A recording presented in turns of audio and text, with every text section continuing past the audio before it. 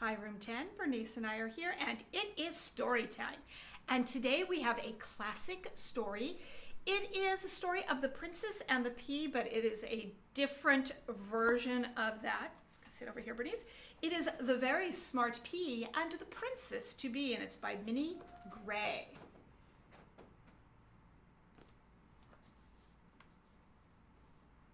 I'll show you kind of a cool picture here. I want to show that to you. Here's our title page.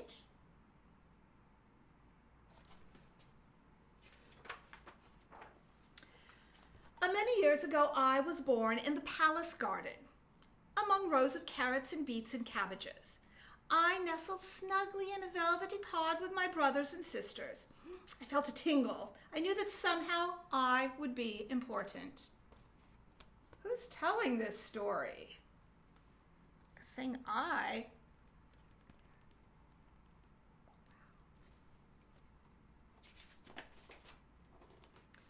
The time came for us to go to the palace kitchen. We were shelled and put in a bowl. We were going to be part of a new recipe. Then suddenly, I was picked from the pile.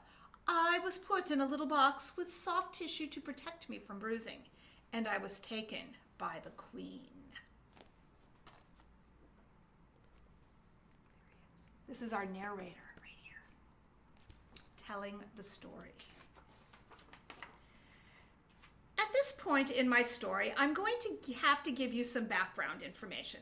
Let's start with the queen. A year earlier, before I even started to grow on my pea plant, the queen had been nagging her son. "You are nearly 34 years old, Prince," she said. "It is really high time for you are married. It is really high time you're married. The public expects it. Your kingdom demands it. And if you are not married within 1 year, I shall stop your allowance." She looks a little grumpy.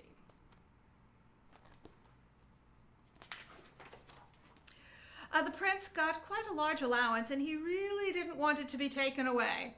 "I'll start looking for a bride immediately, mother," he answered.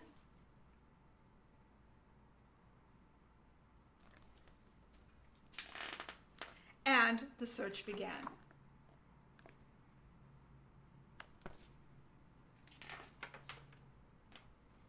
The prince traveled the known world. He met princesses of all shapes and sizes with a wide range of hobbies and interests. But none of them seemed like a real princess. Somehow they were not right for him. So this one's too loud, too quiet, too funny, too grumpy, too sleepy, too energetic, too scruffy, too tidy, too pink, too scary, strange pets.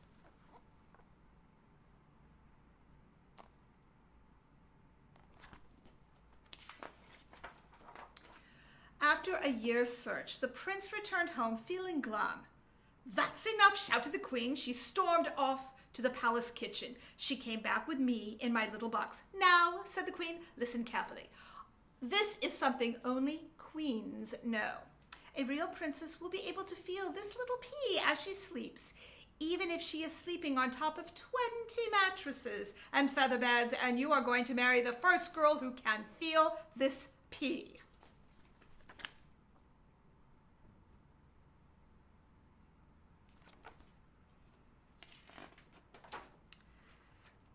Look at the globe. "Wanted, a real princess." Months passed. I spent most nights in the darkness under a pile of 20 mattresses and feather beds and a princess. Look at this drawing. The way they made the mattresses. What does this remind you of? Interesting the way they drew that. In the morning, the queen would ask, "And how did you sleep, my dear?" The princesses had been properly brought up, and they always answered politely, "Oh, like a log, thank you, ma'am," or "Like a baby, thank you, ma'am."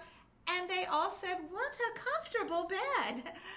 They were, as I said, all very polite princesses. The prince will never find his princess at this rate, I thought to myself. I must help somehow. Even look at the blanket on top.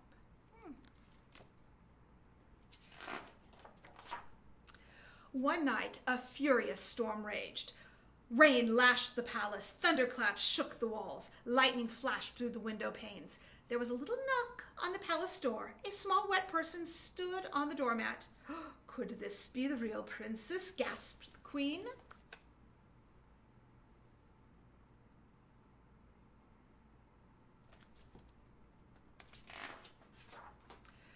Before she could say a word, the small wet person was put to bed on top of the 20 mattresses and feather beds, with me, of course, underneath. In the darkness under the mattresses, I recognized the soft snoring. It was my gardener.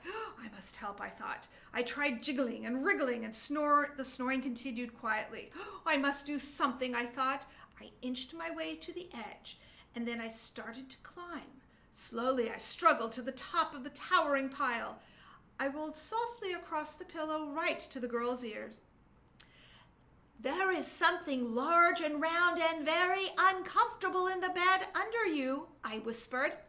And while she slept, I told her about the large, round, uncomfortable thing for 3 hours.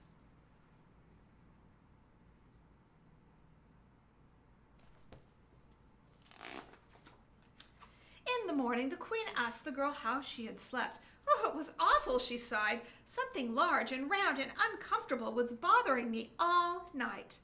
The queen was delighted to hear this.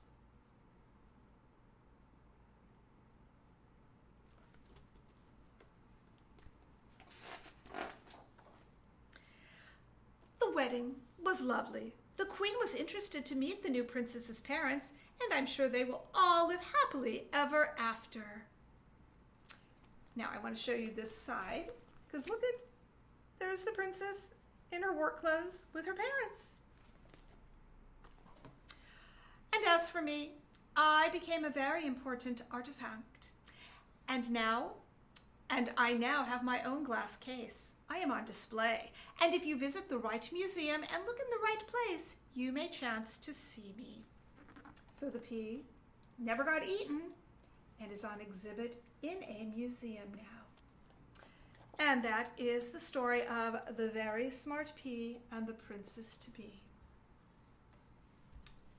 Bernice and I will see you next time.